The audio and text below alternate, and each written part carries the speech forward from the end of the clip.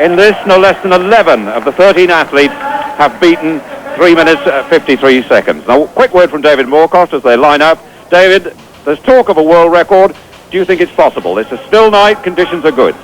Yeah, I think it is possible. It certainly means a lot to Steve Scott. He's been chasing the elusive world record for a few years, and he'd certainly like to get it this evening before he takes on Ko, Avik, Kram and the rest in the World Championships. But he's going to have his work cut out to win, and that in itself is a problem. And often winning is works against you when you're trying to break records. Well, when you look through that field, there were lots of names of quality there. The lineup once more. From the inside, Craig Masbach, Uwe Becker, the new West German champion. Then Mario, the Olympic finalist from France. Jim Spivey, United States.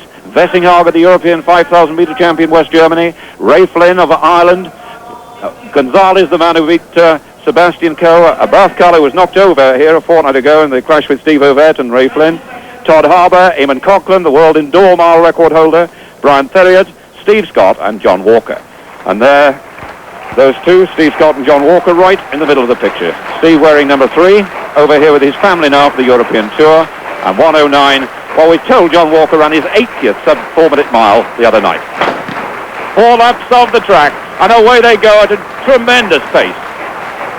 And straight away it's Brian Theriot has gone in front. The size of the field too large, the athletes at the back getting knocked all over the place. And Theriot is looking for someone to come along with them. Mario of France in second place at the moment. Theriot looking for help. Abathkal's there, 1:15. John Walker right up there. 1:11 is Ray Flynn, the Irishman. Eamon Coughlin right up there too in third place. The world indoor mile record holder. The only man, in fact, ever to break 3:50 indoors. It's Brian Theriot leading. Ray Flynn in second place. Eamon Coughlin is third. John Walker is fourth. Mario is 5, the Frenchman. And sixth place is Steve Scott. As they come around now to complete the first lap, and it's a little bit slow. It's around 57 seconds.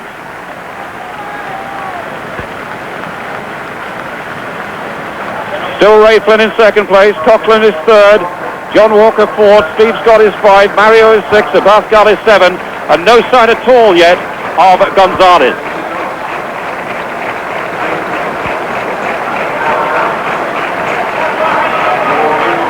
Coming up to complete a lap and a half. Brian Theriot, who was on the European Tour last year, an experienced pacemaker and better known as an 800-metre runner. I'm wondering where the rest are because they're not closing up.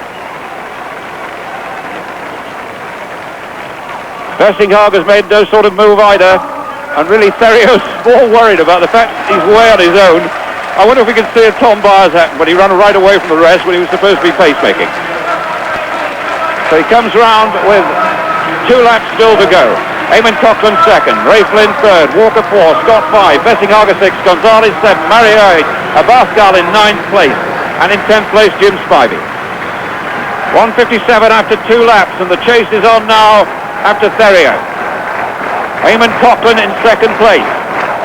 Ray Flynn is third. Walker and Scott absolutely together, then Wessinghager, then in the all-blue Gonzalez of Spain. And still Theriot, the reluctant leader, with a lap and a half left. Eamon Coughlin is second, and Theriot drops out. So Coughlin left to make it. He won't like that very much. Ray Flynn in second place. Scott is third, Walker 4, Wessinghager 5, Gonzalez 6. Abathkal now moving up into 7th place. 8th right on the curb is Jim Spivey, United States. And they're all gathering themselves now to launch an attack on this last lap. The bell just seems to spur them on. 2:55 at the bell. The world record out of the question unless something totally startling takes place. Still Coughlin leading. Ray Flynn in second place, where he's been most of the time, up with the leaders. There's Scott going up on the outside. Wessinghager's free. Gonzalez trying to get through, and Spivey's moved through on the inside. And it's Scott who hits the front now with just over 200 to go. He's made the bold bid, and Gonzalez is the chasing athlete. In third place, Coughlin. Fourth, now goes Mario. In fifth place, Wessinghager. And Scott's strike for home seems to be decisive.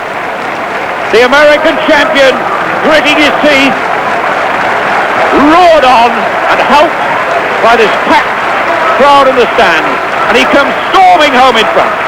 Scott wins this, and he's inside 350. Scott wins. In second place, Spivey. Third is Gonzalez. Mario is next. Then Coughlin, Vestinghager, and Abascal. And the time, 3:49.48. But there's no doubt at all the early pace, David Moorcroft, wasn't quite good enough, was it? No, certainly, even after one lap we knew the world record wasn't on. But the impressive thing there was the way Scott took off with 200 metres to go, accelerated, carried on going away from the opposition. And remember, Gonzalez is the bloke that's beaten Sebastian Coe this year and ran Sivo very, very close. So it's got to be a very impressive run by Scott, and it's got to be an interesting pointer towards the World Championships. And Jim Spivey coming through there into second place. He was second in the United States 5,000 metres. He has done a 3:53 mile before. That must be a personal best, because he was very close to 3:51, I would think. Yes, and his best event, the 5,000, he hasn't got a qualifying time for, unless he did it a couple of weeks ago. He's been looking for one, and I'm not quite sure if he hasn't got it since, David, but all these Americans are looking for qualifying times, of course, on this European circuit. And they're going to spend most of the build-up time before Helsinki in Europe. Well, Scott looks impressive. He's been disappointing on some occasions, and I've had the feeling over the years he may have raced a little bit too much for his own good on occasions, but now in the high...